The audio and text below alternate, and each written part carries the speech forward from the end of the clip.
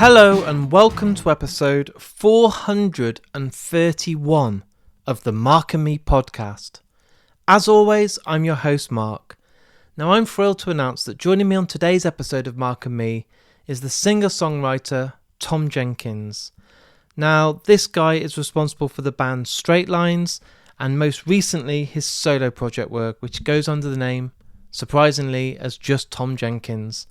And truly, his album that's just come out last week, which is called When the Dust Settles, as we're sitting here right now, is truly one of my albums of the year. It's absolutely incredible.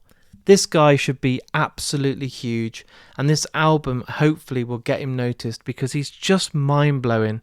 I'm not going to sit here and pretend that I've known this guy for years. It only actually happened at 2000 Trees, and I talk about this more with Tom on today's interview, but Sean Smith from the amazing Sapling podcast said to me, come and watch this band. They were interviewing Tom, I believe at the festival as a live podcast. I'd never heard him. We walked over to the stage and I was full of emotion. I was blown away. I almost started to cry. I don't mind admitting it to you thousands of people listening. I didn't tell Sean that, and he'll hear this now and probably take the piss out of me. But I've never heard such meaningful lyrics. His voice, Tom Jenkins' voice, is absolutely beautiful, and his band sounded absolutely incredible on the Forest stage at 2000 Trees, and I instantly thought to myself, I need to get this guy on the podcast. It worked out really well that we've got him on just before the album was coming out, but as you're sitting here right now listening to this podcast, the good news is the album is out, so go and buy it, go and stream it. And I believe there's a few tickets left for his UK tour. There's only a couple of dates left, but go and get a ticket because truly it was one of the most emotional experiences I've ever had. And I can't wait to hear these songs live again very soon. But before I get into that interview with me and Tom, I always use the intro for every episode of Mark and Me, just quickly to touch base and talk about my last episode. And it was a huge one. My most downloaded episode so far in 2025. It was with Rob Flynn from the huge band, the absolute monster band, Machine Head. Thank you so much to Rob and Machine Head for sharing this so many times on Instagram and Facebook and Twitter. It absolutely blew up. Like I said, my most downloaded episode, it's only been out a few days, so I'm sure it will keep on snowballing, but I'm so grateful, I'm so flattered, and it's just been such an amazing response. But today, it's all about Tom Jenkins, someone that I want everyone in the world to listen to. I'm so grateful to Sean from Sapling for introducing me to Tom, and here we are now to sit down and talk all about his brand new album, and we gush about Silverchair for about half of the interviews. That's your pre-warning now. So, here's me and Tom talking all things music. My old man told me push a pen on a shovel.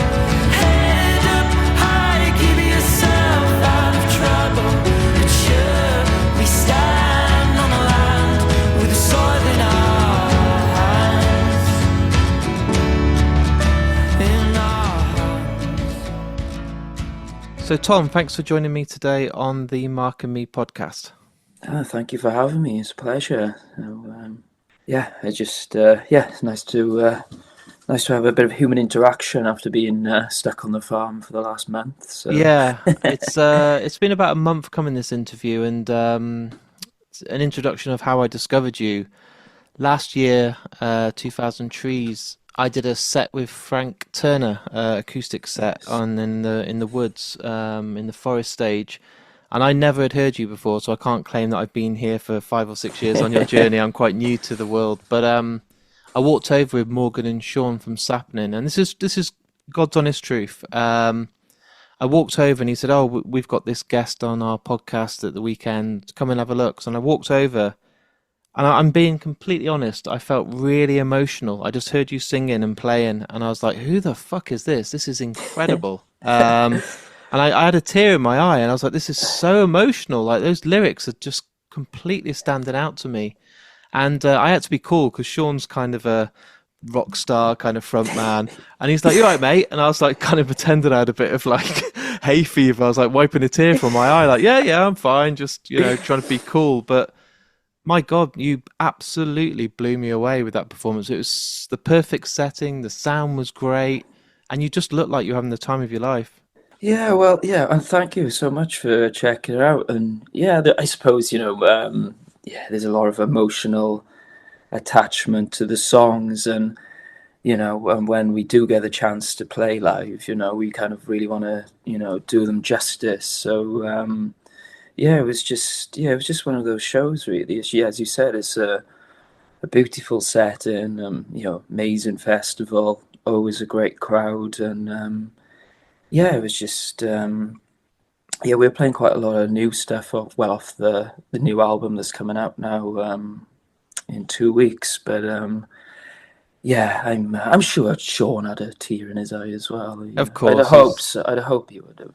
his mullet, I think, dries it automatically for him every time he turns his head. But what I do on this podcast, Tom, and I've done this for almost 9 years now, and we're at over 430 episodes, but I don't want to change it because it works. So with Yeah. every guest that comes on, it doesn't matter if you're an actor, a director, a musician, is I'm always very interested in how it all started for you. And when I'm looking at you growing up as a kid, I wondered if there was that moment, maybe you were given an album or you saved up your pocket money as a kid, but that first album that you remember buying and listening to and being like, I fucking love music. Like, this is special. This is something that's going to change my life.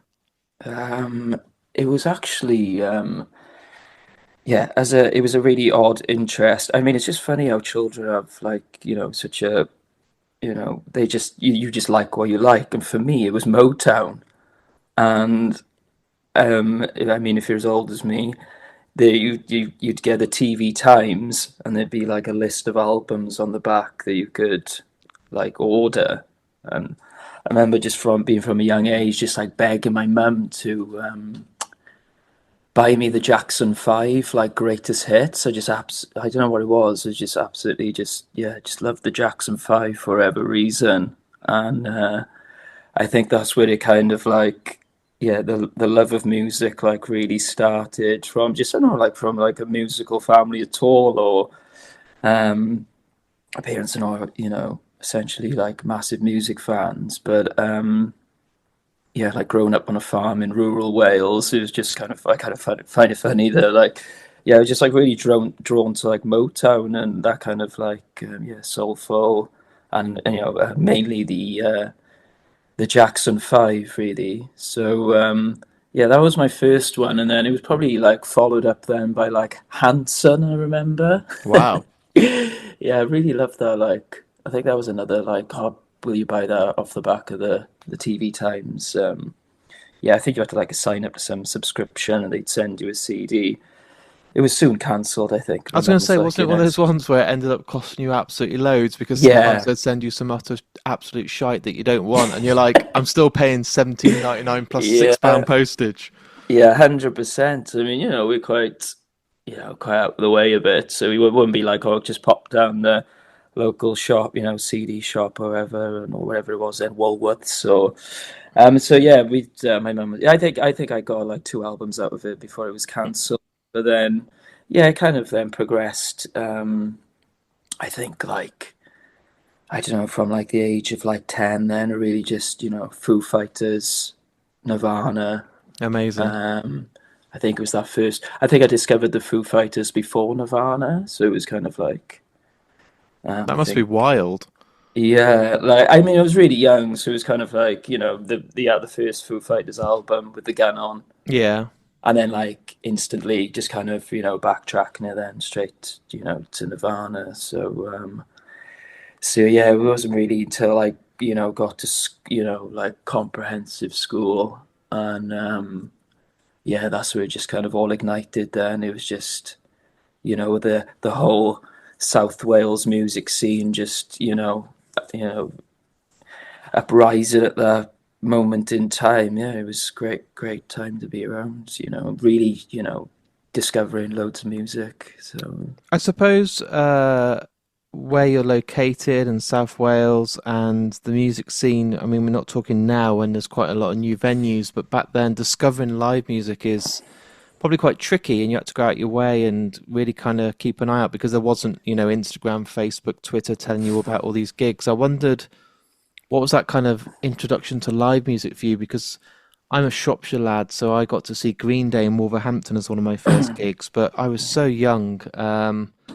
That then led on to bands like Foo Fighters and Pearl Jam and stuff. But I wondered where it started for you with the live music scene, because obviously you probably didn't have a huge selection.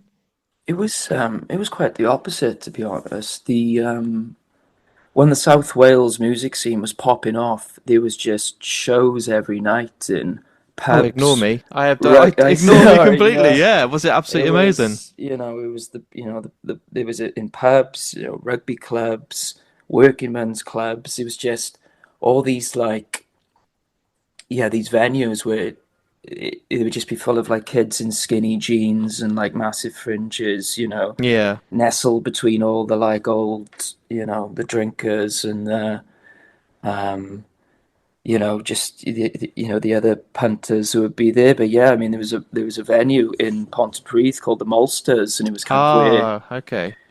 it was kind of where where the Lost Prophets started off, and Funeral for a Friend, and obviously the Blackout and all that kind of era of music. So yeah, it was just shows everywhere. You could literally when we started, like I say, touring at like 17 of my first band, you'd do a little tour of like South Wales in a week. You'd play like My Stay Cricket Club, like a pub in Neath, or it was just insane, the kind of Oh, ignore me then. the That following. completely goes against everything I'm saying. Oh, you're struggling to find Well, I know, gigs. but There's I too mean, many. Yeah.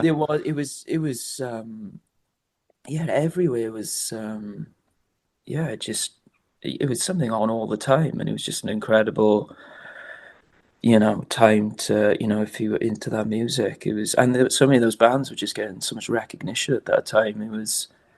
Yeah, it was really inspiring, and Did you love all those bands like Funeral for a Friend and that kind of oh emo-y yeah, kind I of? mean, God, yeah, Funeral for a Friend were like, I remember just having. I think we were about 14, and someone brought in like the first one they'd done. I think it was like the Art of American Football. Yeah. What else was on there?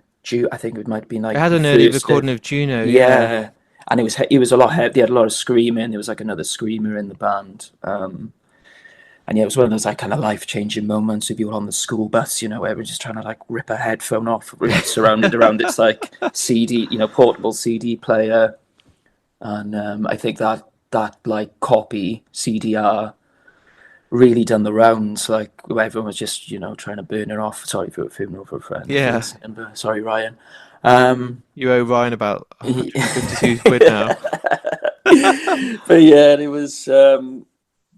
Yeah, it was just an incredible time, and it was well, the bands like Biffy Clyro and all them were kind of coming Oh, up the at that best. time. So yeah, as I said, it was rich in. Yeah, we were really lucky growing up in this kind of part of the world to have such a strong music scene, and that was kind of the foundations of. Without that, I don't think I'd be playing music today. So. What was there a moment when you started to pick up a guitar and sing for yourself? Were you kind of wanting to listen to bands like Foo Fighters, thinking I could be like Dave Grohl, or was it even before that? What was the moment that kind of Oh my gave you that God, inspiration? it's so funny you should say that because back again to the first Foo Fighters album. I had a old guitar with like two strings on it, like this old acoustic, and it had like a bit of like cord around it. In my bedroom. I used to just kind of like I couldn't play it, but I just strum along and sing to those songs like every night, pretending I was kind of like in the Foo Fighters. But yeah, that was kind of like really. And then I think, you get your first guitar then from Argos. I was quite late, like, your Fender Squire with the amp. All for about 89 quid or something. Oh my God, yeah. And I was away then, just learnt my first power chord, and that was it. Hooked. Like, just remember, yeah, just playing like my first power chord on the Fender Squire. Um, and yeah, just started just playing in bands and in school. And Did I you do think the whole like battle of the bands and like cover oh bands and all that yeah, sort of stuff? we done like a first ever school performance. It's so funny. Like I think like a lot must have been a lot cooler. And the first song I ever done in front of the school was like Silverchair Freak. So, Man, I've had Silverchair on the podcast. I oh, absolutely what? adore Silverchair. Frog Stomp and Freak Show and Neon Ballroom for me are some of the Um, most incredible albums ever made. Like, I will hold and fight anybody that says that Silverchair are uh, rubbish. Like, I mean, I'm exactly on the same page as you. I think like 10 years ago, I tried to start like a national like Daniel Johns Appreciation Day. I mean, it's quite it's quite interesting really because we named our band Straight Lines after the song. yeah, from Young Modern. Yeah, and then is it Ben Gillies, the drummer? Yeah. Yeah, he started like following us on Twitter, and we used to like talk to him. So, but yeah, such a massive inspiration, and just such a shame they're not doing it. But obviously, if you really get into Silverchair, you can understand why. Well, I don't know if you saw, but they bought a book out at the end of last year, Chris and Ben. And what was really interesting is I had Ben come on the podcast, and I've been trying to get him on for ages. Like, genuinely, one of the first albums I ever bought was Frog Stomp, and he came on the podcast, and we just clicked like we've been best friends. And because I know Yeah, Silverchair inside out, I was talking about the early times I saw him at Reading and Nottingham, and how much Freak Show changed my life. And at the end, he sent me an email saying, I'm bringing out a book actually with Chris, and we want you to come on and help write the book with us because oh we need a wow, fan's perspective on Silverchair. And I was thinking, this isn't fucking happening. Like, imagine telling me at 16 this is happening. So that's their insane. publisher arranged a second podcast and an interview with him, me, and Chris. And we all sat down and talked about what the fans would want to see and find out more about the book. And then a small little article and quote from the podcast made it into the book where I said there's a gap in the music industry that Silverchair left that I don't think has ever been filled. There's loads of great bands out there, but nobody else sounds like Silverchair. Oh, no one ever will, I don't think. And they printed it in the book, and then he gave me a shout out in the book, and him and the band signed Wow, it and sent me the hardback first edition to say thank you. And I still speak to him all the time on text now. I'm like, it's wow, surreal, dude. Like, that is unbelievable. mad. Yeah, yeah, it's such a massive influence on me and like the guys I was in the band with. It's just. I think it's like even Young Modern. I like listen to that. I've listened to it so many times because obviously it's been out for so long, and it just sounds fresh every time It does. you hear it. It's And like Diorama, it's genius writing. It's just hard to get ever out. I You don't know, understand how diorama is written. I listen to stuff on there with the orchestra and the string arrangements and the scale of everything, and Daniel John's just doing what the hell he wants. Like he's a genuine like I've got geniuses I think in music. You look at Kurt Cobain, you look at Mhm. Jeff Buckley, Yeah, and I yeah, put Daniel Johns up there. I seriously think the songs he was writing at his age, like listen to Emotion Sickness, yeah. it's unbelievable. I don't I know know. anyone else like it, and I feel it's a huge tragic moment that they'll never be in the same room together again I and play. know. It's quite funny because when I done my second album, it was kind of in lockdown, and Todd, who produced it, he he's a massive Silverchair fan. So we went into the studio just because it was just me and him doing it. Yeah, And his brother Dane also played drums on this. So we were all like in straight lines. But anyways, yeah, my second solo album, we were gonna do this like really folky album, and I think the Daniel Johns podcast came out around that time, and we just literally just tried to turn it into like a very watered down Silverchair album, but it was kind yeah. of it went from like a very basic thing to like reminding ourselves like, oh my god, I love Silverchair. Let's just try and let's just go nuts on this album, and then it just turned into this like layers upon layers and I love it. key changes and time. There's like three key changes in a song, and three like time signature changes, and it's just and then like people when it was being reviewed, people were like referring to it as like yeah, it's without even saying anything, like sound like Silverchair and like Jeff Buckley. So they well, Oh my obviously God, I mean, they're quite that's close, aren't they? yeah. But in terms of quite the songwriting kind of aspect, but yeah, I mean yeah, huge influence, and I yeah, think if like you someone said, referred to a piece of work I did of Silverchair meets Jeff Buckley, I'd retire. I'd be like, I'm never going to top this. Like, that's it. Just print that out, tattoo it on my chest, and just retire. Oh, I know. I know. I mean, I did have a go, but yeah. I mean, it's you can't put yourself in the same bracket as those guys. But yeah, absolute, yeah, So you're at musical college at this genius. point. We're talking about covering, doing the Battle of the Bands, the covers bands, all this sort of stuff, and then Straight Lines, which I didn't actually click until I thought it was just a coincidence. I didn't realize until I spoke to you today that you're a Silverchair fan. So now it all makes sense.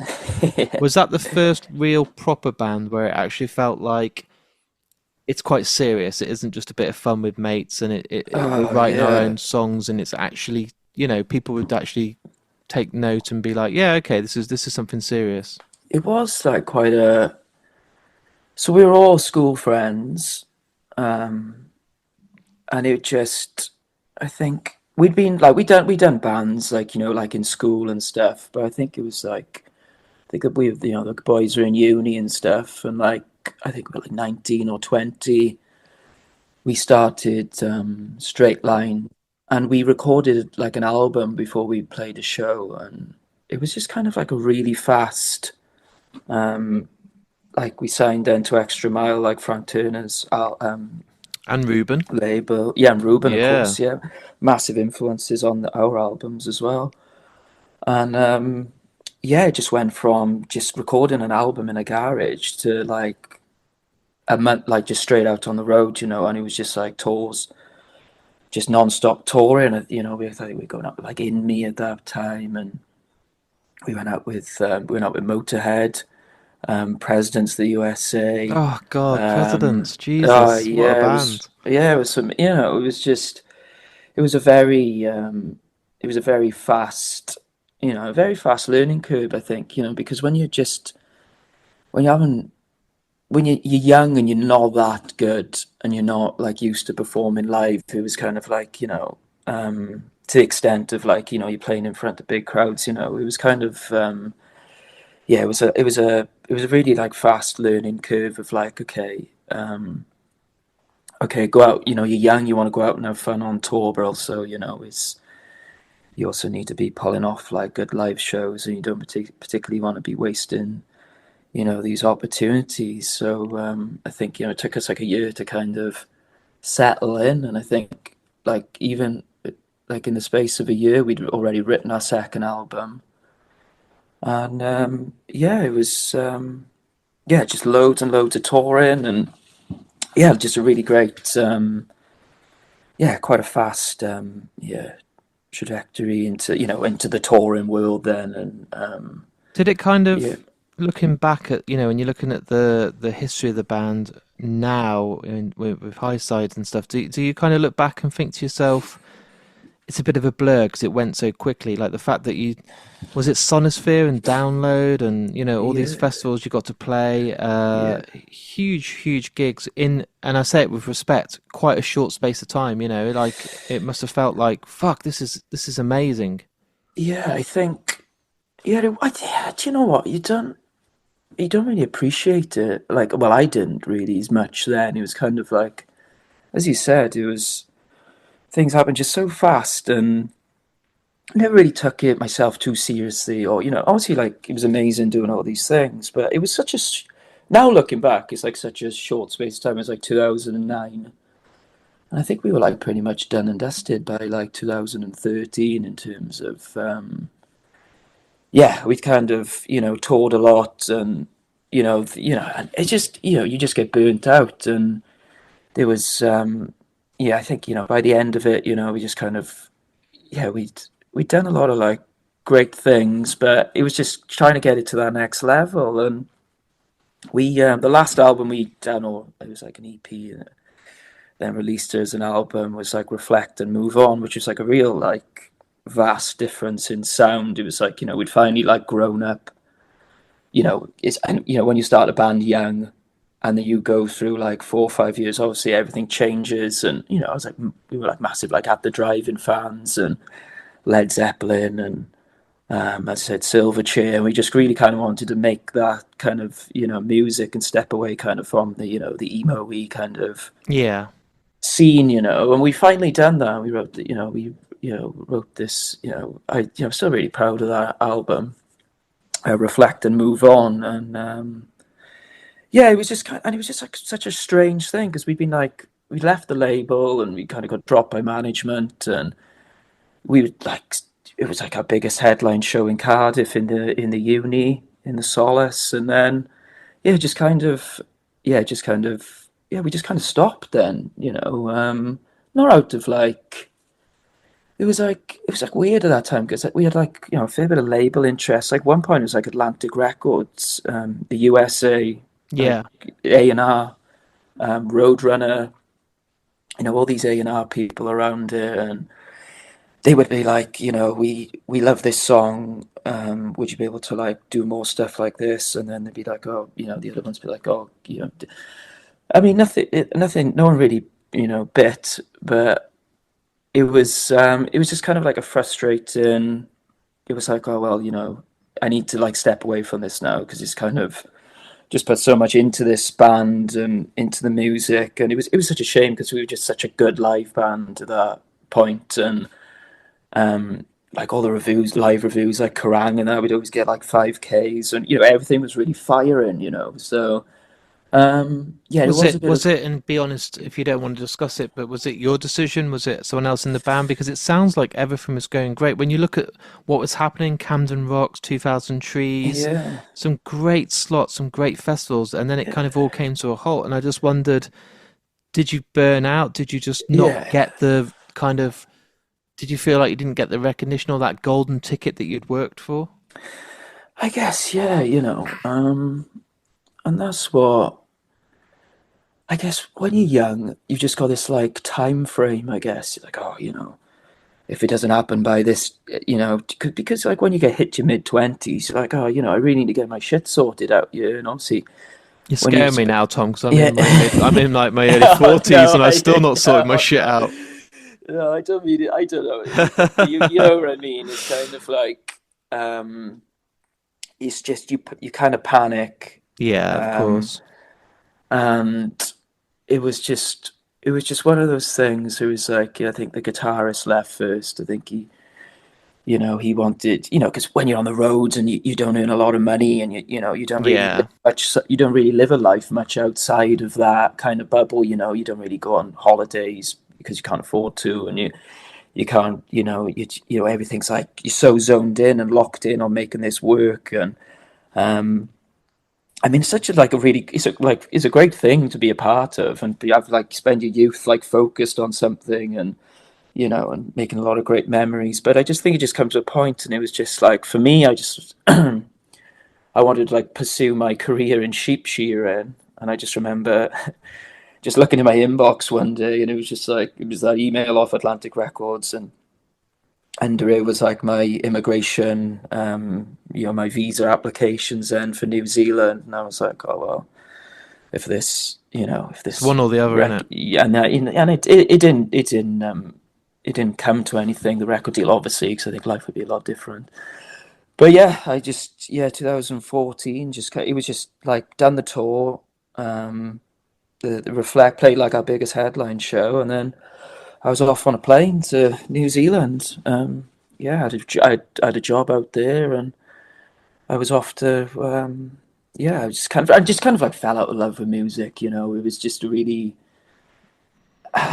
I can say it now. It's like it leaves like a bitter taste in your mouth, and yeah, just burnt out and frustrated, and you know, you just think the world owes you something when really it doesn't really owe you anything. And yeah, it was. But you only know that in the time, don't you? Yeah, It's God, yeah. it's difficult. Like I can't relate because I've not had a band that's been successful, but I did a movies podcast before this one for 10 years and worked my absolute arse off. And we did well. We got like Film 4 Podcast of the Year and all these sort of great Yeah. opportunities.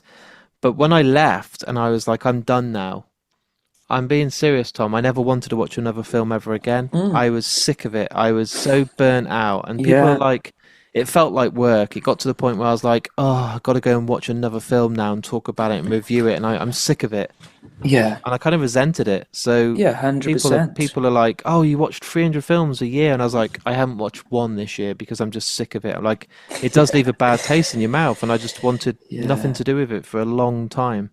100%. Yeah, and yeah, exactly. Those those feelings and emotions. Like really proud of the albums, and um, yeah, and it's just it's lovely. People still message me, and I think like some of the guys from like Holding Absence and like recently James and the Cold Gun and those kind of up and coming bands now are doing so successful, and they really loved all those kind of Straight Lines albums. So it's kind of like nice to know that it kind of kind of made the kind of mark in a way and influenced people. But as I said, yeah, it was for me it was just like there was no regrets, like not No. a day. It was just like I just needed to get away from it. Like, Well, we talked today um, about Silverchair and what it'd be like to ever get them back on stage. I know it sounds ridiculous, but if anyone came up to you now and said, "Look, it's been so many years. Would you do another Straight Line show? Would you do it, or are you just too oh involved in no, your?" there's no like, there's no like emotional like oh god, No.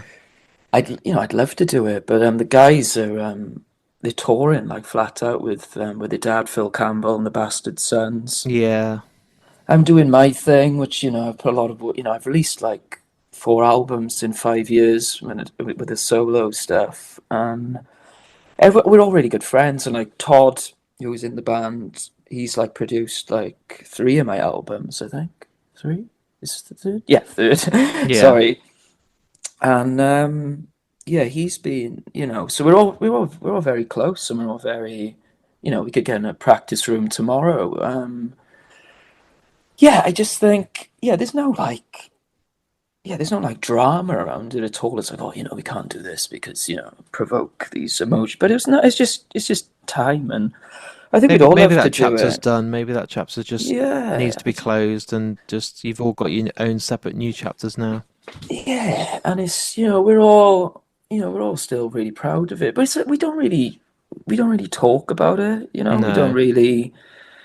We don't really reminisce or I don't know. Maybe that's a bad thing. We don't think we like really kind of like celebrate it because we're just so like driven with our new projects. And but as I said, we speak to him every day pretty much. And yeah, I think to walk away from something with such strong friendships is probably the best. Yeah, they're probably the best There's not many that outcome. can say that, is there? Some people Yeah, end up hating the rest of the band or never want to do it yeah, again. So it sounds like it ended well, and yeah. It was. it launched your solo career, which is, Yeah, I suppose you went away, you travelled. Did you say you went to New Zealand? I suppose that gave yeah. I you was. time to kind of not do music for a bit. Oh yeah, it was. Yeah, it was just one of those things. That's why I kind of, as I said, didn't want to play music. Bit of a bittersweet, bit of taste in my mouth, and yeah, I went out there, and I was just kind of like, it was just amazing, really, because it was just like no, just living in the outback in like this like little tin shed, like shepherding and ranching, and then traveled a lot of the country, like in shearing gangs, and I was in like a lot of it was like Maori, with the Maori people of New Zealand, and just really, yeah, it was just a really eye opener, really, because it's a really hard job, like shearing sheep, and it's kind of, I suppose, it's just one of those like jobs that you could be working in a shed full of people. It's like some people have just come out of prison, some people are doing like degrees in universities. You just got this like mix of like all walks of life, and because it's a very blue collar job, and it was just kind of like I was working with a lot of people who really didn't have a lot of money on had nothing, and and there was a lot of like drug problems, and like people like alcoholics. It was like really it's like the shed hands to like the shearers who are like the very like the quite is very professional. You got to be very you got to be very good to get a stand out there, and it's long days. You start at like 4 in the morning, you get back at like 7 in the night because there's a lot of traveling through the outback to get to these farms. And the thing is, like with the Maoris, they love like music, Yeah.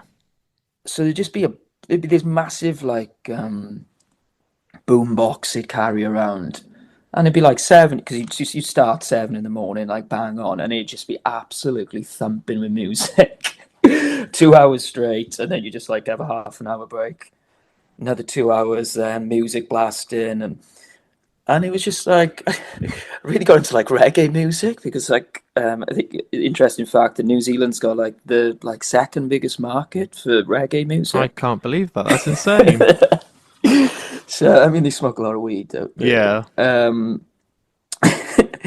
So yeah, I was just kind of like yeah, by the end of those like couple of months in those like wool sheds, with all these the cultural aspect, and I just really found like I was just like really into like music again, and like where I'd be like quite snobby about music. I think like in those years when I was in a band, and I'd be like some like pop song would come on the radio, and I'd just be like, oh God, like pulling on my heartstrings. I'm like like a bloody Ed Sheeran song or something. So it was kind of nice to have that like be that like detached from, and it just felt like it was detached from like not say like the snobbery, but like when you're writing songs and you're kind of always looking for new inspiration, something you want to try and be cool or whatever. Yeah, it was just nice to just go back to being just listening to the radio and really feeling something off, yeah, just like mainstream pop songs and kind of like It feels like you couldn't have got a different contrast, really, from being in a band, busy writing, working on new music, to going, fuck this, going on to the other side of the world and being with probably the most mixed bag of people you could ever yeah. imagine. In my head, I'm like, there should be a TV show now called The Shed or The Shearing Shed, where all of you get together each week and share stories, because it must have been like you're all in a shared prison. Like you got, Oh, it was. you Oh, it know, was mental. Yeah, I mean, like I don't like. We lived in a house with and like I'd be like the only white person in some of these like shearing gangs, and it was just funny, like and it was just a real great. I just loved it, and like as I said, it's just like the camaraderie, and it's a really hard job, and there was those tin sheds be like 30 degrees plus, so you have people like passing out around you, and God. and it was just this what I mean, we just lived in this house, and a bunch of us in Shiraz, and it was this Maori guy, Adam. He didn't know his second name. I think he said it was like Royal. He called himself. He said he was conceived in his mother's. It was playing a card game or something. Some crazy Jesus. story. It was some crazy story, and he had a pet pig. I also remember he had this pet pig that lived in the house with us, and then like some nights we go down the pub if we had a day off the next day. Just remember we coming back once, and this pig had just like ransacked the house. Jesus. And he just would just try to catch his pig, just run around with a potato in his mouth. It was just, yeah, just a complete contrast in life. And it was just, as I said, it was just, I didn't have a smartphone or anything, just had like a pay as you go. It was hardly any phone signal everywhere until, we'd drive out to the cities on a weekend or something. And it was great just to Part get of that sounds really refreshing, Tom. I'm like sitting here now thinking, do you know what I could do with that? Like, no emails, no phone, no bloody WhatsApp, and just being in the middle of nowhere. Like, it must yeah. be some really nice moments in that. It was like going back in time. And as I said, I was listening to the music, and I really, I just remember then driving out then to the city one weekend and buying a guitar. And then I moved back down then to the South Island, which is like one of the most beautiful places in the world, where like Lord of the Rings was Oh wow. filmed. And I was working on a station down there. And I just remember I'd like, yeah, I had a bit more like, when I was like out the shearing sheds, and I was more like ranching and shepherding. I'd have a bit more time in the nights just to it'd be like hour away from a town, so you're very much stuck in these places. So yeah, I had the guitar, and that's when I kind of wrote my first solo album. Was in the Yeah, it was in the solitude of kind of Lord of the Rings country, really. So yeah, down central Otago. So So yeah, I wrote my, felt really. I know it's like I always wanted to do a solo album. It was just kind of like, When the time's right. yeah, I'm just finding the confidence to do it, put my name to, to the music. But yeah, that was where kind of the whole solo thing started for me. Was yeah, down there, down in New Zealand then. So Was there any moments while you're in New Zealand when you're talking to these ex-prisoners or really shady characters where you're thinking to yourself, what the fuck have I done? Like, what the hell am I doing right now? Like, this is crazy. Like, I was at home, comfort, familiar with everything around me, or was it probably one of yeah, the best yeah, things you've ever done? there was a lot of anxious moments. There'd be times I'd be like sleeping in my truck, in the middle of nowhere. But when you're like brought up in the South Wales valleys, you're kind of used to that kind of those characters in Yeah, life. Especially I went to school like an ex, colliery, an ex mining town. Um, it was quite a rough school, I guess, to be brought up in, and nothing, lots of characters. oh, lots of characters. There was, you've seen a lot. There was, it's like stabbing in the school once or whatever, and some like dark stuff. Surround, drugs and just the usual kind of post-industrial kind of towns in, Wales. But yeah, it wasn't really a massive eye opener for me because, as I said, I've been you kind of just brought up around those kind of Yeah. like characters in life, really. But yeah, it was definitely, yeah, it was. I found it more inspiring, really, than kind of intimidating. I I was gonna just, say you always had something to write about, I'm sure. oh yeah, it was, yeah, it was, yeah. As I said, it was more inspiring, and I just think, once you kind of, get in with the crowds, you're fine then, once you're accepted. But yeah, it was a wild time, and yeah, it was great. It was, yeah, it's a lot of fond memories, and yeah, and a lot of characters. But yeah, as I said, I come away from there with basically my first solo album then. So, and yeah, it was kind of, it was a few years before I kind of really. Oh, was it? How long? It was about, I think, 2007. No, yeah, about 2018. Then Yeah, we went to we recorded in Texas in Fort Worth. So I amazing. find, yeah. So basically, one of my friends. It was quite an interesting story. Literally just before I went to New Zealand, a friend rang me up. He sprained his ankle. He was our old tour manager, and he said, "Can you drive this band around Europe for 2 weeks?" And I was like, "Yeah, but you got to come with me." So it was Mark Ford from the Black Crows, and it was his kind of like solo band. And I never tour managed or No, obviously driven the. I knew, obviously I'd done a lot of touring. I knew how it, I knew how the ways of the road, and so anyways, it was really like interesting, like 2 weeks, and I ended up like staying really good friends with Mark and his son Elijah, and Elijah he's a bit younger than me, but he was a producer, and we stayed in touch for like a few years, and he's always said, he was like, "Oh, I'd love to do your solo album," so they just built this studio in Fort Worth in Texas, and he was like, "Oh, do you want to be the first person to record in it? So we could just want to try everything out." And yeah, we just went over there with a band and like smashed it out in 12 days, I that's think. And incredible. that was the start. But yeah, it was amazing. I think like Elijah plays. He's in Gary Clark Jr. now, so Yeah, doing all right for himself. he's doing really well. Very talented musician, producer, and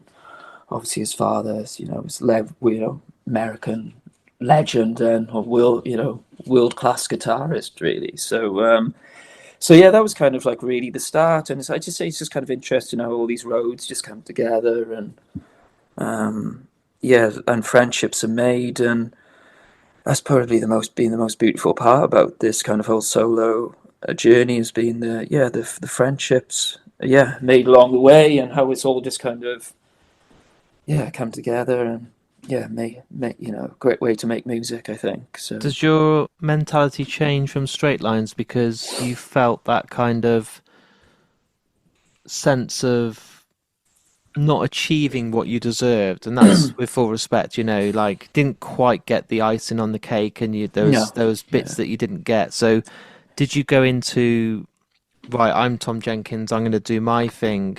Did you not set yourself up to fail? Did you just have no kind of milestones to no, achieve? Did you just think, I'm just going to have fun? I'm just going to make yeah. friends and play music?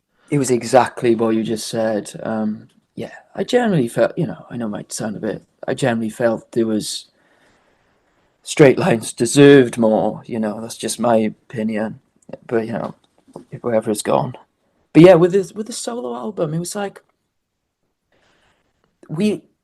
It wasn't even like we were going out there to make this, this record that we were gonna, promote and tour and shop it around to labels. It was like exactly that. It was like I literally just got a group of friends together. We jammed for like a couple of months. We really practiced the songs because we had to go. We only had a short space of time to really put down a 16-track album.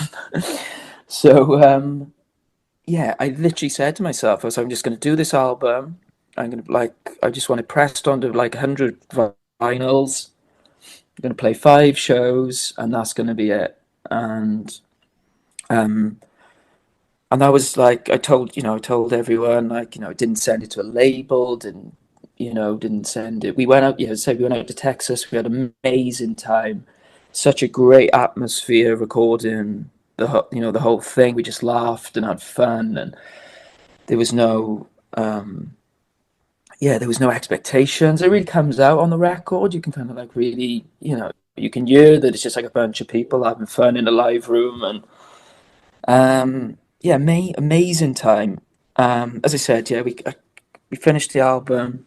We done a little tour. Elijah flew over from America because that was always like a thing with us. It was like I always wanted to like do shows with him, and because obviously we've been friends such a long time, and like, oh, it'd be such amazing if we could tour together one day. And we finally done it, and the shows, like, there was a promoter that would like put me on, so I just kind of like hired a few venues, and except Kieran Sheer Music down in Trowbridge. Um, a shout out.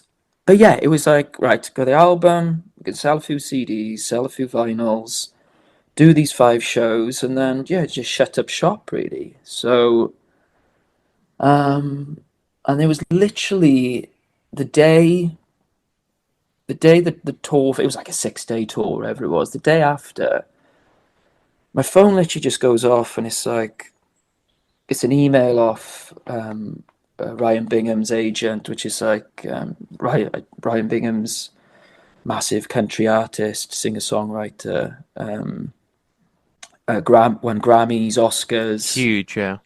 Yeah, like, and he's obviously starring in Yellowstone now. Something like, I was just standing in the crowd at one of his shows, like literally a couple of months previous to this, and literally the day the tour ends, it's like, well, do you want to go out? And Ryan's asked if you join him on his like tour in Ireland. Fucking hell. I'm like, oh, here we go again. And then there was just like various other things. Then it was like a few industry people were, yeah, getting in contact. There was like meetings with like SGM concerts, and I was kind of feeling like, oh, this is kind of like not, this is going where I don't really want it to go again, but I just kind of made the promise to myself. It was like, if this stops being fun and those kind of like bitter feelings or, resentment start to creep in, it's just like I'm going to walk away from it because Yeah. there's just no need for it. So yeah, so anyways, we just end up like going out on tour and with Ryan Bingham, and it was just one of those really surreal moments of just like someone I like really inspired like my music. Someone you think you'll never meet, and then you just share in a dressing room with each other talking about cows and horses. So it was amazing, and then kind of lockdown set in literally like the day after we got back off that tour, and yeah, it was kind of yeah, just yeah, done my second album then, and again it was yeah another like influx of like phone calls and kind of had a phone call then off like 13 artists, booking agent, a pretty one of the biggest ones in the country, and signed then with Extra Mile, and yeah, just got back out on the road. So it was some hefty bit of touring really, and um, yeah, it No regrets. You're just not thinking, "Oh shit, I'm getting ah. back into the thing I wanted to not do right now." I'm just a lot busier in life, now. So it was it was really juggling everything. But it was just, yeah, come out of lockdown. Obviously, already had another album in my back pocket, which was like, it was it was kind of two things. I had this album I just finished, and I just got into potato farming. So at this point, I was like selling potatoes at the top of my road and like delivering them, and just like kind of really into this kind of like what lockdown does to people. You Become a just, potato farmer. yeah, Yeah. you just become a recluse, and the outside world doesn't exist anymore. So yeah, I was like, oh, do I kind of continue trying to build my potato empire, or do I just head out on the road? And I just went back into it. I think went out for like a month with Skinny Lister, and yeah, just various other tours through that. But yeah, it's just been a whirlwind, really. Like, as I said, I've just put out so many albums in the last, in a short space of time, and um, it was, and yeah, just as I said, just taught like, last or year before we opened for like Bastille and Cardiff Castle, and toured to like Meg and Maroney. So I was always kind of just getting drawn back into the like, You American kind did of the country scene. Frank Turner dates as well, didn't you? Yeah. So yeah, of course, yeah, just Incredible. Absolutely amazing. yeah, I've done a few with Frank Turner. Most recently was we went at the Lost Evenings in Toronto, which is incredible. It's a really jam-packed couple of days of yeah, a lot of people, people just really enjoying themselves, and really great thing to be a part of. And Frank was like one of my biggest influences. Love Iron Song was like a real massive album for me. Growing up, and yeah, it's just nice to kind of do these full circle things, and yeah, I'm just kind of like, oh, I just put music out and wherever it takes me. That's the kind of like attitude. And Do you feel you've got the right balance now? Because I know from trying to schedule interviews and just talking to you over emails for the last couple of weeks, you're a busy boy. The farm is yeah, a full-time job. yeah, So trying to juggle that with an album launch, with playing shows, with promotion, with trying to do everything that comes with being an artist. I sometimes think, is it some days where it's like it's got to be one or the other because it's just so much to uh, juggle. Keeping those plates spinning must be like, yeah. this is tough. I haven't had a day off in 4 months, so it's been so as if I just had like 700 sheep give birth, and we keep everything in sheds because it's kind of the weather's so bad here through the winters. Everything kind of needs that extra, care and attention. So it's a very intense job, and like the last month I've been doing like 17-hour shifts. It's like 3 in the morning till 6 in the night. So and then we've been rehearsing as well, like some evenings. So I'm just like, it was only last night I really got to sit down with the songs, and like okay, I just just figure a few things out, and we've been like, yeah. So yeah, it's just one of those things for me. It's just this everything has been building towards this album for 5 years. I've been writing it for 5 years, so um, yeah, I can't really, I just can't really let it slip now on the home straight. So yeah, it's as you said, yeah, it is chaos, and yeah, I mean it's just all the promotional side of things. We've been trying to do like music videos, and um, yeah, basically just trying to keep on things, with social media and the way it works these days. So which is, it's not a bad thing. It's the good thing about social media is, it's just like a double-ended sword, really. But, it does help keep things, moving along when Of you can't course, be yeah. out there, on the road touring an album. But I've been playing like quite a few shows as well in this like period as well. So it's just been like you get up at like 5 in the morning, you do like a day's work, and then drive to London, play a show, drive home, up in the morning, and that's the way it kind of works for me at this present moment. But if things will start to relax a bit now, and I can go off and I do tend to usually tour a bit this time of year, and then usually when the autumn and winter sets in, I do have like more prolonged periods then out on the road. So which I'm really grateful. Like the booking agent and when I was with Extra Mile, they all kind of understood the kind of situation. So It's unique though, isn't it? Most bands I get on here that are touring haven't got to worry about being up at 3 a.m. for hundreds and no, hundreds of babies being born, and yeah, the farm. You can't, it's not like you can hand over your work. Some people go on annual leave and do a handover and be like, oh, yeah, can you look after my accounts while I'm away? yeah. This is such a different life. It is, yeah. It's very intense, and it's to be honest, it's taken its toll on me. I think it was last year. Oh, for 2 years, as I said, I've run a sheep shearing business as well. So it's always like, I'd have this like 4 month period, intense work on the farm with the lambing, and then you'd have like April and May be a bit quieter, and then in May, then I start my contract shearing business, which is like I shear about 8,000 sheep on other farms and around South Wales. And I think it was the year before last. It was literally come out of lambing, went on tour with Cardinal Black for like a month. I was like, do it. And it was like those tours where it's like 4 days on, 4 days off. So it's great for me. I can get back to the farm. I can work. I can go back Yeah. out then.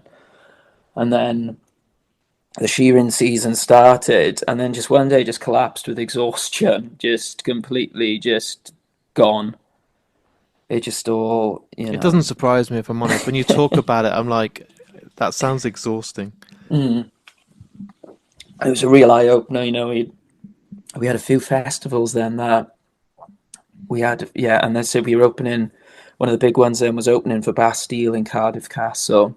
I had to shear like 2,000 sheep in like 10 days before it. I remember just setting up sound check, and I was like, "What the fuck am I doing?" Like I'm just about to play in front of a couple of thousand people, and then you're just there, just trying to get like those like electrolyte sachets down you to kind of lift you. But it's Yeah. like sitting in a St. John's ambulance before like going on, just trying to like, yeah, because you just body just the sugar levels drop or whatever. It was just this, but I mean, I did get to tell Dan Bastille how to shear a sheep anyway. But so I mean, it was a All kind of, worth it, but yeah. it was all worth it in the end. But But you so said you've yeah. obviously spent 5 years building up to this album, which, whilst people are listening now to this episode that's gone out, it's Yeah, it's available yeah, uh, when the cold dust settles. Which you've been kind enough to send me a link to listen to it, yeah. and truly, and I don't bullshit. You can listen to it. I've told artists if I don't like their music or it's not what I was expecting, but it's your best work by a country mile, isn't it? It's fucking phenomenal. It's been a long, hard road getting there, and thank you, by the way. Yeah, really, really proud of it. As I said, I pulled it away from the label, pulled it away from press, which people might think is like stupid, but I just thought this album did not deserve the external pressure, the numbers, the figures, the streams. I just thought if I put that on this, something that means so much to me, like it's so like heartfelt, like the original the inspiration was it was about my grandfathers who Yeah. died, worked down the mines, died of lung conditions. That was the kind of the inspiring factor, and then all these kind of stories that I've picked up through my travels, sheep shearing through the valleys and meeting all these old miners, and stories that have been handed down to me, and just years and years of just really not leaving a stone unturned on the lyrics. And um musically, it's a country folk album, but I think we've kind of done it. I think the main goal was, right, we're going to make a country folk Americana album, but we don't want it to sound like, we want it to sound very Welsh. So it was kind of like, Which I think you've achieved, because I know it's an easy comparison, but the way I'm listening now, I used to listen to Deftones, Thrice, all these yeah, bands, and now I listen to Zach Bryan, I listen to mm, Casey Musgraves, I'm listening to more Tom Petty than I've ever listened to, yeah, and I'm really just starting to appreciate the art of a good song. yeah, of course. Zach Bryan and Casey Musgraves are two of the best that I'm constantly listening to. Oh, 100%, And yeah. you're up there with them, but you are doing it your way, and you could easily be like a Welsh Zach Bryan. Yes, yeah. But that's how it is. You don't sound like you've gone too Americanized. You haven't kind of No, polished it with that. When you're playing the guitar on the title track, when the cold, cold dust yeah, settles, yeah, not an easy one to remember. When you're playing that guitar and those intro chords are being plucked, I can hear your fingers going up and down the frets, so that yeah, keeps that yeah, guitar sound in. And you're plucking dun dun dun dun, and it drops down, and I hear your fingers on the strings, and I'm like, that is how music should be. It shouldn't be polished where every little bit is overproduced and you've got yeah, 16 guitar takes and it doesn't sound real and it's artificial. It sounds like when I've got my nice headphones on, I can switch off, close my eyes, and it's yeah. like Tom's in the room literally doing an acoustic performance. It Oh, sounds, there's the clarity there. It sounds raw. It sounds beautiful. And you should be oh yeah. so proud of it, dude, because Yeah, it's, and obviously it's a shout out to Todd and like all the people that have been in the band that played with me. But yeah, as you said, that was the whole aim. It was like when you have something so raw and honest, and when those stories are like not even yours, you're basically relaying the history books. You've got to be so careful with how, it was like, how are we going to present this, these stories? Like, what's going to be the vessel? If is it going to be like, it couldn't be like, like the older stuff where, as I said, it goes through time, signature changes, and key no. changes, and you're layering it up, and you've got all these, crazy effects coming in. You would just completely lose the message. So for us, it was the kind of like, the music needed to see it sound as real as as the message. And yeah, we recorded an album before that called Meadow. It was Meadow Part One, Meadow Part Two. It was an album like split in half, and that was basically a demo album leading into this because we were just experimenting with basically how little we can do production wise, but also like we only had like three mics on the drum kit, and it'd be like I it love was that. just it was just two Keep it simple though. guitars. Keep Yeah, it raw. Like you don't need every drum micing up and a special one on the hi yeah. hats and overheads and all that. Just keep it like a Yeah, performance. it was, and it was. I think even Todd was like, he's like, "Oh fuck it!" So I didn't even edit the bass in the end. I was like, it would have sounded stupid. You just like, Leave it as yeah, it just is. anything, yeah, just leave it, and just those kind of, yeah, those little squeaks and those, the all kind of, the atmospheric. But yeah, I think we kind of, yeah, we nailed it, and obviously it was like the we kind of made our own little male voice choir for the album, and just to give it that kind of anthemic Welsh sound. Um, That's the word. The single. You know, when it comes to the chorus, it sounds like you could all be standing in a pub, like stamping your feet, clapping. Like yeah, it it's does. exactly what we It's wanted an to anthem. achieve. It sounds. You could even hear it in like a stadium. Like it's so personal and so raw, and it's such an important story that has to be done with so much respect because you're telling someone else's story through your music. Yeah, It's. I think the word's epic. It is. It's. thank you. There's no. That's why I probably got emotional. I'm sitting there at 2,000 trees, deciding what beer I want, walking across a field, and then I hear you, pouring your heart out for your family through music, and Yeah. it's so powerful that you can't. It's not you writing about an ex-girlfriend that dumped you, at high school. I mean, It's there's been plenty of those of songs, course don't there? they've all been done, but Yeah. this is real stuff.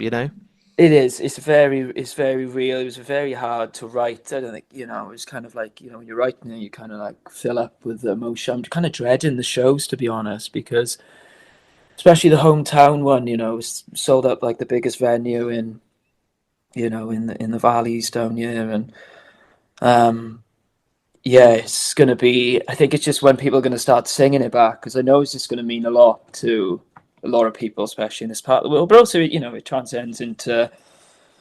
Yeah, I mean, when you talk about, if you don't want to go too much into, but the oppression of, the working class in Yeah. Wales, and if you want to, go through the history books, and yeah, there's a lot of weight behind it, and yeah, I think it's, and the most important part for me now the album's done is to really, to be like amazing live. Like I just want to do this album justice, and as I say, we've been working so hard, like since January, like rehearsing, just yeah, really just just put on a show that like people will remember. Like, it does. We don't want to just like, just want to go through the phases of like I've done in the past, and we just kind of really want to really send those songs to another level.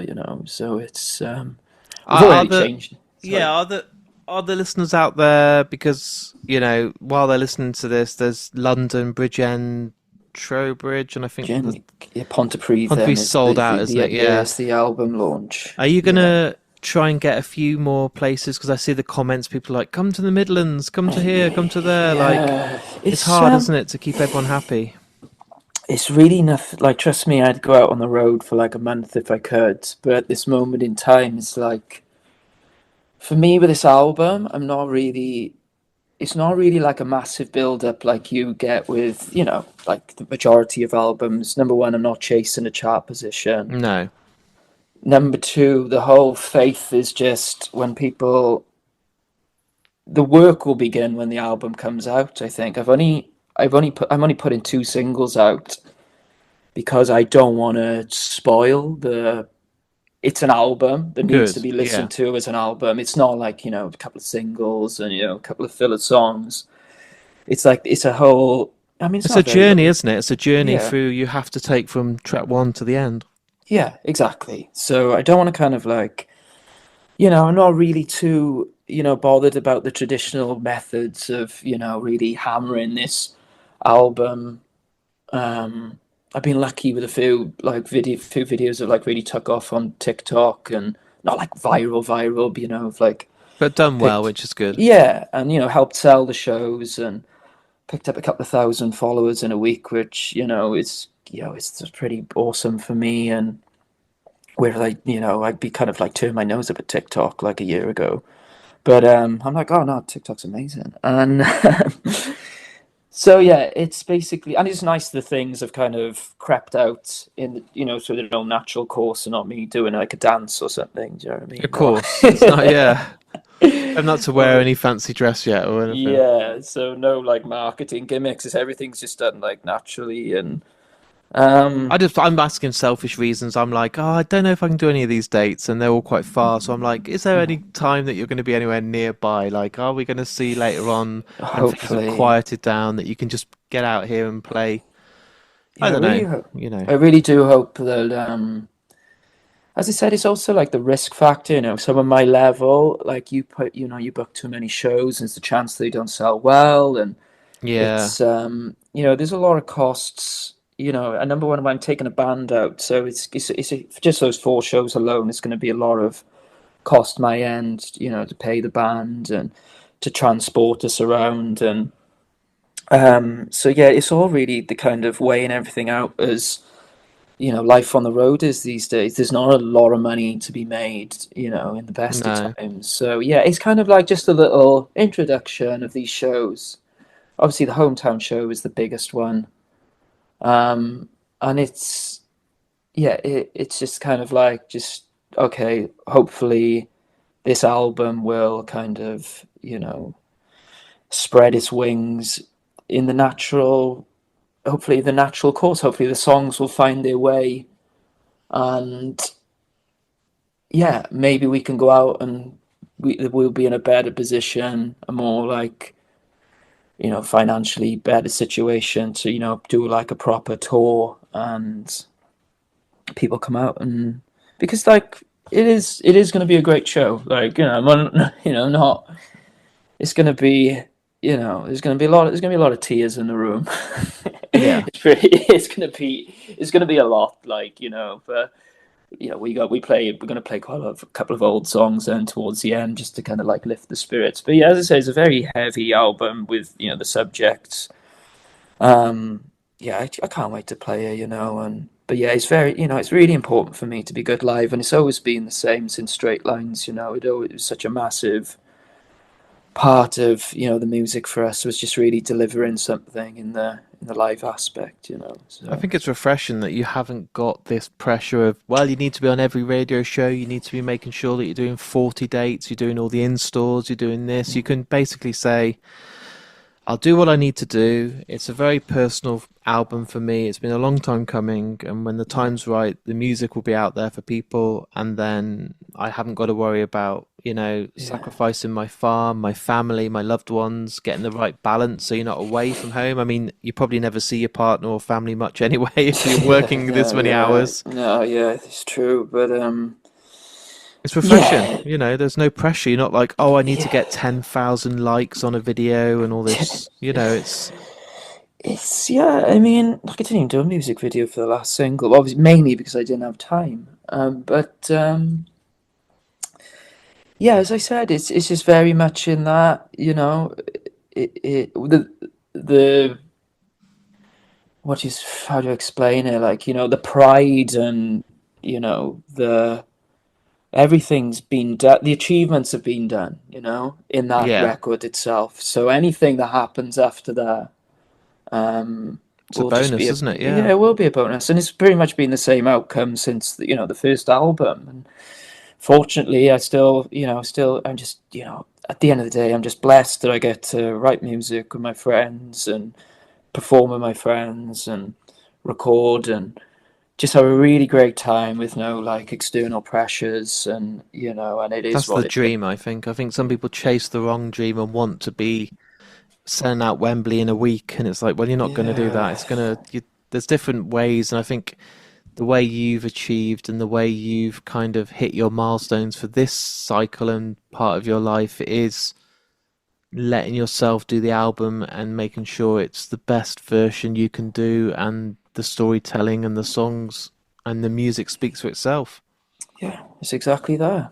Yeah, it's we shall see. But yeah, as I said, just very excited for the next couple of weeks, and yeah, I just can't wait to get it out and for people to hear it really, in its entirety. So I've got one last question. And I'm also, when I'm talking to him, I'm thinking, God, I've robbed him of an hour of his time this morning yeah, when he's never had any time off. Last night was the first time in 4 months he's been able to sit down with the songs. I want him to go and have a breakfast and lay down and have a nap or something. Like, not a chance. no.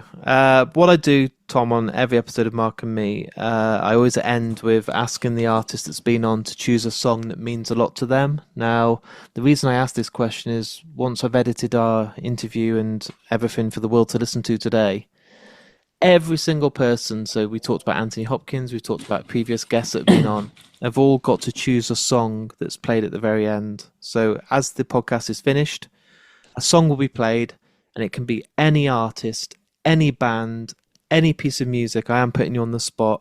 You've probably got a That's okay. thousand songs in your head right now. But what's the one that came to your heart and soul today that you would love to be played out that kind of is that song for you? I'm looking at my vinyl collection now over there. There's one song I always loved, and it's always never really. I'm just looking at the album from here. I It's Thin Lizzy, "Dancing in the Moonlight." Amazing. I was not expecting Thin Lizzy. You Wow. know, it's like, well, A hell of a tune, though. Live and Dangerous is one of my favorite albums. Yeah. But yeah, I think it's just always a song I just like to. Um, I think I was just. I don't know. I just can't explain it. It's just one of those. I think it was one of the songs that really influenced me, like at the start, like making music. One of the bands that I just, was really into as a child, and there's no real rhyme or reason for like, why I love that song so much. It just kind of, It's the song. it is just one of my favorite songs. Well, that's good. And sometimes you have a real deep, meaningful conversation why they chose a song like My Daughter Was Born to This. It's the Yeah, song that my my wife and me met to. But do you know what? If he's just like, this is a great song, then that's Yeah, enough for me. just nostalgia, and yeah, it's just when you like listen to, you can remember the first time you heard it, and I Yeah, think I was like sitting in my tractor on the harvest. I was about 15, and it just come on. I was just like, whoa, this song's amazing. I think it's like when you're like 16 or 15 and you start like sneaking out and like, you're running the streets, like, like trying to, hanging out with your friends and you like fancy some girl from school and it just kind of always, it's it's a kind of good like that. time. Yeah, Yeah, it's a kind of like that song is kind of like about, him kind of just, it's like young, youth nostalgia, I guess. And yeah, it's just always a song that really puts a smile on my face. So it's a great yeah, one to end today, and I think we've had a real nice kind of 360 day today. Like we've yeah, started at the very beginning, we talked all about what got you to where you are, and it's like it's a beautiful kind of moment to know that we're 2 weeks away. When people listen to this, the album's out. You should be so proud. Like I've told many people, listen to this guy, listen to this, and I got to tell myself the album's not out yet. Like I got to remind myself I've been lucky to get the advance. I'm like, soon listen to it because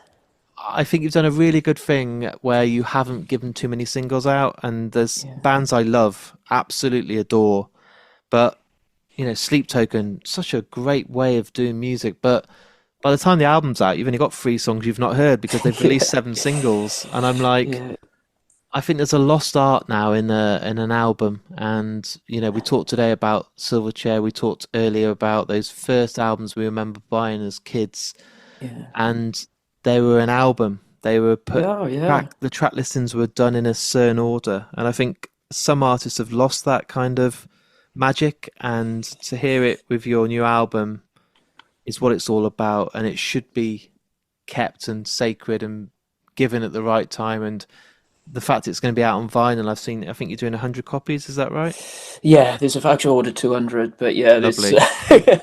yeah, vinyl and CD. And that's what So it's about, put it on, sit back, don't yeah, skip tracks, there's no filler, and just let the story be told. I think yeah, it is. it's fucking brilliant, dude, and you should be so Thank you. proud of it. And it's been an honor to have you on the podcast. I've been waiting It's for the been right honor. time. I thank you so much for having me. Honestly, it's been lovely to Felt like a chat with counselling you. session at times. It felt quite deep, but it's good. And I do have a tendency to get a bit deep, but yeah, no, this. that's how it should be. The best ones I've done, I've had Incubus on here for 2 hours, and we ended up me and Brandon God, Boyd talking about another childhood anxiety. hero. Yeah, about anxiety and depression and Yeah, putting on a mask, and like all those stories are like real. And I'd yeah, rather be talking deep than just the new album's out on Friday, and it's yeah, yeah. No, it's been an absolute pleasure, and thank you so much. Some places don't see lights in the valley, and it was their place and it was their town in the valley. And when the clock stopped and when the tools dropped and they rallied, oh, history can't be left behind, only carried. So there's my interview with me and Tom Jenkins. Truly my favourite interview this year, so down to earth, the chemistry was there straight away. It felt like I knew Tom all my life. It was strange. I kind of just, as soon as I saw him and we started talking, I just felt this connection, and wow, we shared a lot of love over Silverchair. We're quite the similar age group, so I think we've grown up listening to the same sort of bands and still listen to the same sort of bands today. But this album you need to go and check out. It's absolutely phenomenal. And I'm not just building it up. I've not been paid to say this. When the Coal Dust Settles is absolutely mind-blowing. Beautiful. Go and buy the vinyl. Go and stream it. Go and just support Tom. He's absolutely amazing. And like I said, he has got a couple of dates left in a UK tour. They're quite intimate venues. It will be magical. Very emotional, so take a tissue. But you can't miss out because he doesn't tour a lot and it's absolutely magical. I want to say again a massive thanks to Tom for coming on the podcast. It was such an honour to have you on. We've kept in contact and been texting mostly about Silverchair since he's been on the podcast. And please, as always, guys, if you're listening to this episode and you've enjoyed the interview with Tom, take a moment just to share the episode. All of you out there either have a Facebook, Twitter, Instagram, TikTok account. You know the score. As you're listening to this, go onto the episode, hit the share button and put it as part of your stories, retweet it, put it on your Facebook feed. Do whatever you can. Just tell someone to go and listen to it, because that is literally the best way that Mark and Me can get its name out there. I want more people to listen to this podcast, but I also want more people to discover Tom Jenkins. So you can do that by literally clicking a couple of buttons on your phone or your laptop. That's all I ask. I do have a Patreon account, as you know, to keep the podcast on all these different sites. Costs a lot of money. To travel the country and go around there to record more interviews for you guys at home costs money. So on markandme.com, there's a link that you sign up. £1 a month, you're guaranteed at least 5 or 6 episodes each and every month. You get a pin badge, you get stickers, you get a monthly newsletter. And I keep saying it, but it's going to happen this month. You're going to get something called the Lost Tapes, which are interviews that are only available for people on Patreon. They won't go out to the general public. So if you can support me for as little as £1 a month, I would really appreciate it. Before I go, let's give a shout out to the 2 sponsors of Mark and Me. Firstly, Vice Press. If you want to get yourself a licensed print, incredible artwork, really nice collectibles, go on their website, vicepress.com. If you want to add something to your basket, just enter the code MarkandMe10 and save yourself 10% off that first purchase. And let's not forget Richer Sounds. If you want to buy yourself some headphones to listen to someone like Tom Jenkins or Silverchair, or get yourself a new TV, or buy yourself anything to do with audio and visual, go on richersounds.com or visit any of their high street stores. Right guys, I say this each and every week, but it is the goddamn truth. Things are not slowing down at all. In fact, it's never been busier. Wait to see who's coming up over the next few weeks. It's absolutely mind-blowing and I'm pinching myself each and every day. So until then, thank you for listening to the podcast. Go and listen to Tom Jenkins, and I'll speak to you all very soon.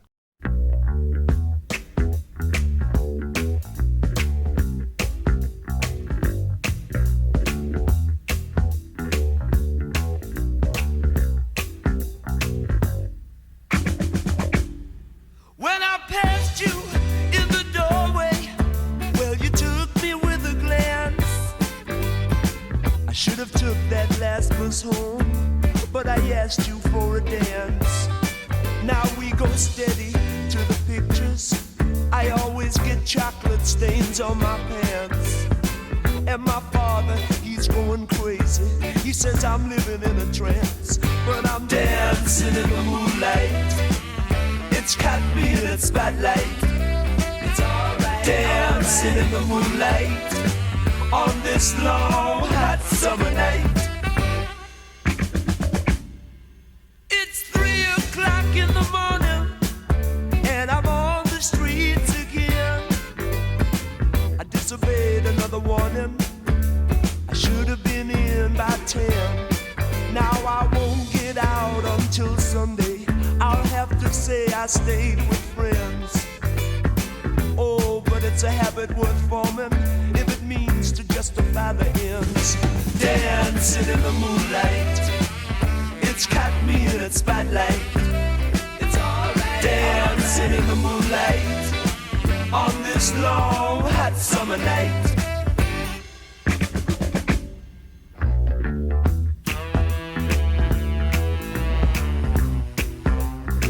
And I'm walking home. My last bus has long gone, but I'm dancing in the moonlight.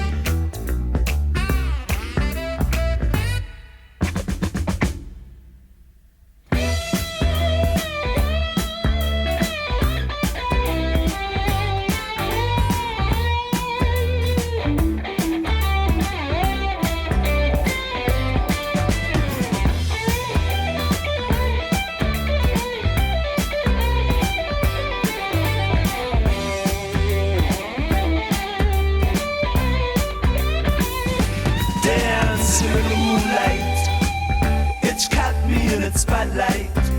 It's alright. Dancing in the moonlight on this long hot summer night.